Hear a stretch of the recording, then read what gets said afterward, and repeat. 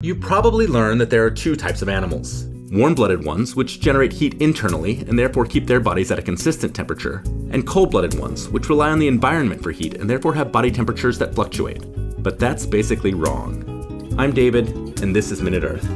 When you try to actually categorize animals by their temperature regulation strategies, they don't fit neatly into two buckets. Let's take a look at how animals generate their heat. Mammals like humans and bears and hedgehogs mostly generate their heat internally, putting them over here. But other mammals, like naked mole rats, have mostly lost that ability because they live in underground chambers with natural year-round climate control. So let's put them over here. And while many reptiles and invertebrates and fish have to get most of their heat from their surroundings, and thus go here, some, like honeybees and tuna, can also use their powerful muscles to generate heat internally. So they go closer to the middle.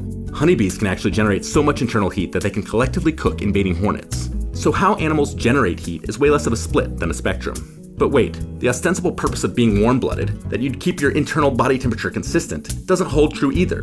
Even though a bear generates its own body heat, when it hunkers down for the winter, its body temperature drops. So we need to add another dimension to really represent all the different temperature regulation strategies out there. And immediately you can see things get even more complicated. This chart allows us to show that some so-called warm-blooded animals, like hedgehogs, occasionally let their body temperatures drop even further than bears do, to almost freezing. And that the body temperatures of some so-called cold-blooded animals barely change at all. Leatherback turtles, for instance, are so massive that they don't lose much heat no matter where they are. And you can even see that your human body temperature isn't always constant. It does vary a bit over time. But wait, there's even more weirdness. Penguins, for example, generate heat internally and keep most of their bodies warm at all times. But they let the temperature in their feet fall to just above the ice that they stand on, which means that, on this chart, their feet are here while the rest of their bodies are over here. And marlins have co-opted optical muscles to keep their big eyes and brains warm, while the rest of their bodies get cooler and warmer based on their surroundings. So their bodies are here, while their heads are here. And that's without even getting into other aspects of temperature regulation, like all the different ways that animals cool themselves.